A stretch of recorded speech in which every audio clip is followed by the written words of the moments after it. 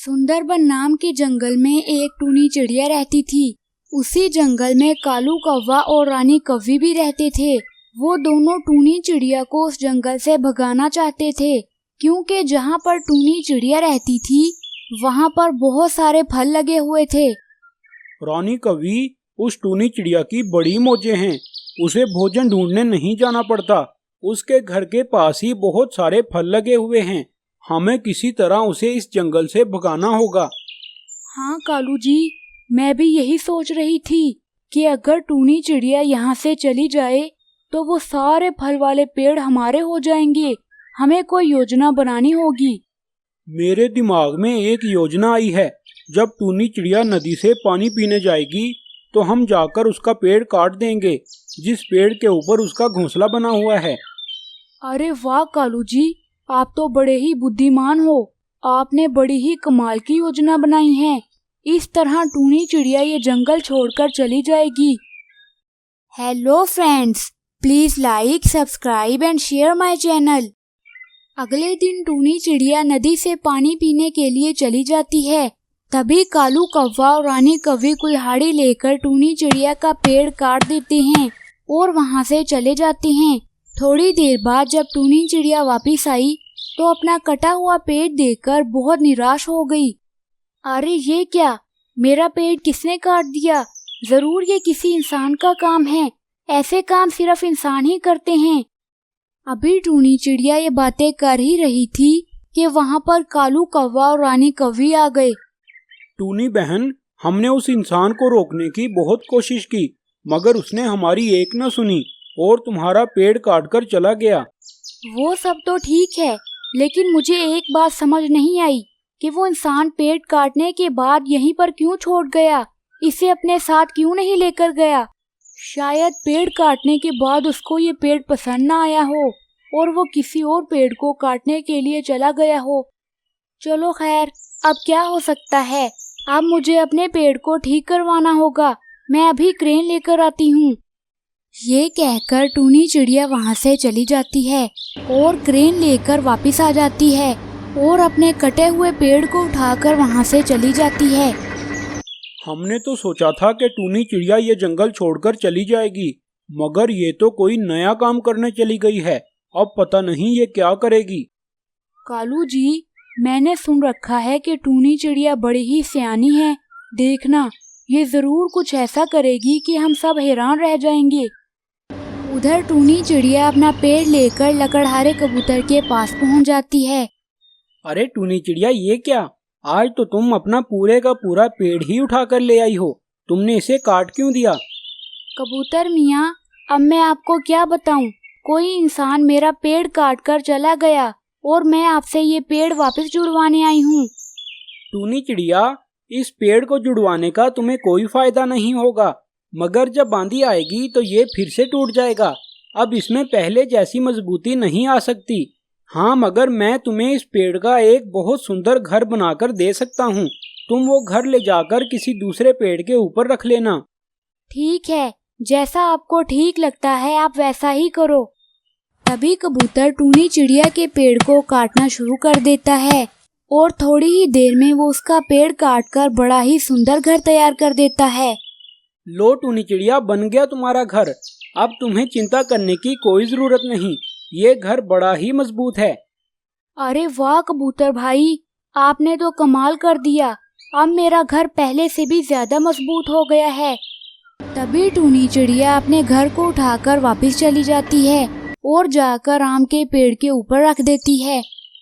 अरे वो देखो उस टूनी की बच्ची को, उसने कितना सुंदर घर बनाया है। ऐसा घर तो पूरे जंगल में किसी पक्षी का नहीं। हाँ कालू जी, मैंने आपसे कहा था ना कि टूनी चिड़िया बड़ी सियानी है। वो जरूर कोई बड़ा काम करके लौटेगी। इस तरह कालू कौवे और रानी कौवी की चाल नाकाम हो जाती है। सुंदरबन नाम के जंगल में बहुत सारे पक्षी रहते थे। उसी जंगल में एक टूनी चिड़िया भी रहती थी। टूनी चिड़िया के पास एक सेब का बाग था और टूनी चिड़िया बड़ी मेहनत से वहाँ पर काम किया करती थी। टूनी चिड़िया, मैं बहुत गरीब पक्षी हूँ। मैंने कल से कुछ नहीं खाया। तुम कृपया करके मुझे थोड़े से सेब खाने के लिए दे दो। मैं तुम्हें बहुत दुआएं दूंगा। कालू कौवे, तुम जब चाहे मेरे बाग में आकर सेब खा सकते हो। मैं तुम्हें कभी भी मना नहीं करूंगी। भला खाना खाने से भी कोई मना करता है क्या? जीती रहो टूनी चिड़िया। मैं तुम्हें दुआ देता हूँ कि तुम्हारे बाग में एक सेब का पेड़ लग जाए, जिस पर सोने के सेब लग जाएं। ये कहकर कालू कौवा सेब लेकर वहां से चला जाता है और टूनी चिड़िया हंसने लग जाती है। लो भला, ये किस तरह की दुआ हुई? भला कभी किसी के बाग में सोने का सेब लगा है क्या? अगर मुझे दुआ देनी ही थी तो ये कह देता कि मेरे बाग में ज्यादा सेब लग जाएं। चलो खैर, मुझे क्या, मैं अपना काम करती हूँ। ये कहकर टूनी चिड़िया काम में मसरूफ हो जाती है और शाम होते ही अपने घर वापस चली जाती है। तभी कालू कौवा एक नकली पेड़ लेकर टूनी चिड़िया के बाग में आता है और वो नकली सोने के सेबों वाला पेड़ उसके बाग में लगाकर चला जाता है।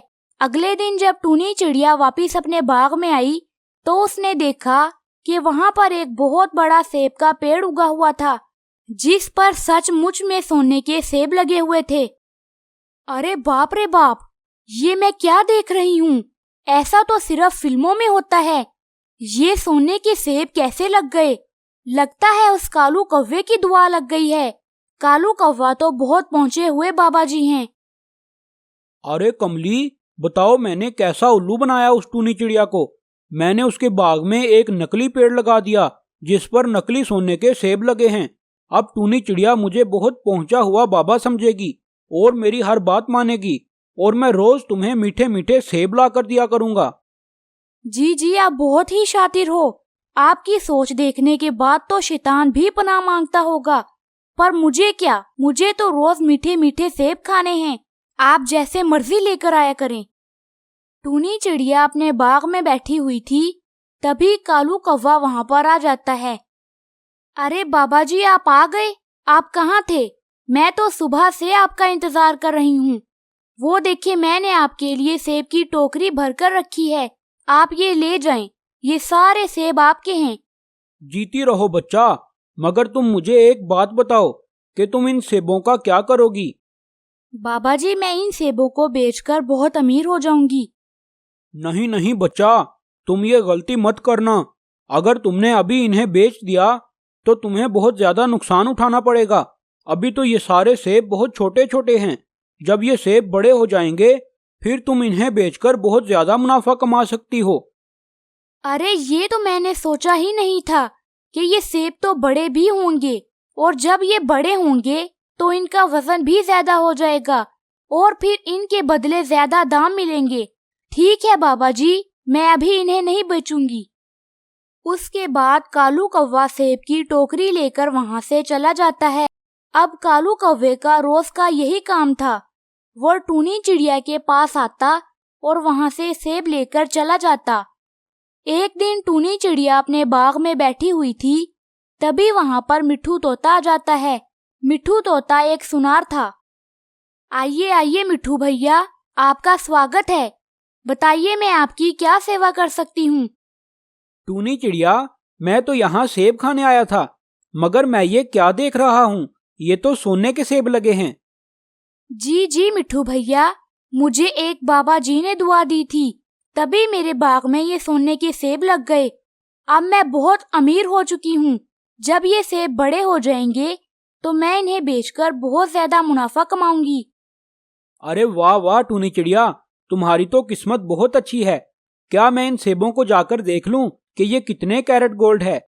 जी जी मिट्ठू भैया, आप जाएं और जाकर तसल्ली से देखें। मगर एक बात याद रखना कि मैं अभी इन सेबों को नहीं बेचूंगी। जब ये सेब बड़े हो जाएंगे मैं फिर इनको बेचूंगी। तभी मिट्ठू तोता उस पेड़ के ऊपर जाकर बैठ जाता है और उस सेब को बहुत गौर से देखने लगता है और थोड़ी देर बाद वापिस आ जाता है। टूनी चिड़िया, अगर तुम ये सेब बेचना नहीं चाहती तो सुन लो कि मैं भी ये सेब खरीदना नहीं चाहता, क्योंकि ये सेब तो प्लास्टिक के बने हैं। अरे नहीं नहीं, ऐसा कैसे हो सकता है? ये सेब तो असली सोने के हैं। देखें, ये कितने चमकदार हैं। अरे मूर्ख टूनी चिड़िया, ये सारे सेब नकली हैं। लगता है किसी ने तुम्हें उल्लू बनाया है। अच्छा, वो तुम बता रही थी उस बाबा के बारे में। बताओ, क्या वो कभी दोबारा तुम्हारे बाग में आया है? जी जी, वो तो हर रोज आते हैं और मैं उन्हें खाने के लिए बहुत सारे सेब दे देती हूँ और वो सेब लेकर चले जाते हैं। हा हा हा हा हा हा। टूनी चिड़िया, वो बाबा कोई बाबा नहीं है, बल्कि वो तो रॉन्ग नंबर है, रॉन्ग नंबर। उसने तुम्हें उल्लू बनाया है ताकि वो रोज तुमसे सेब खा सके। तुम भी कितनी मासूम हो, तुम्हें बेवकूफ बनाना बहुत आसान है। ये कहकर मिठू तोता वहाँ से चला जाता है और टूनी चिड़िया बहुत निराश हो जाती है। उस बाबा ने मेरे साथ अच्छा नहीं किया। वो रोज मेरे सेब खाता है और उसने मेरे बाग में ये नकली सेब लगा दिए ताकि मैं उसे असली बाबा जी समझूं। चलो खैर, मेरा नाम भी टूनी चिड़िया है। अब मैं उसको छोड़ूंगी नहीं। कल जब वो मेरे बाग में आएगा तो मैं उसे बताऊंगी। शाम होते ही टूनी चिड़िया अपने घर चली जाती है और अगले दिन अपने बाग में आकर काम करने लग जाती है। तभी वहाँ पर वो कालू कौवा आ जाता है, मगर टूनी चिड़िया ने वहाँ पर कालू कौवे के आने से पहले ही एक पिंजरा लगा दिया था। अरे बाबा जी, आइए आइए, आप आ गए। मैं तो आपका ही इंतजार कर रही थी।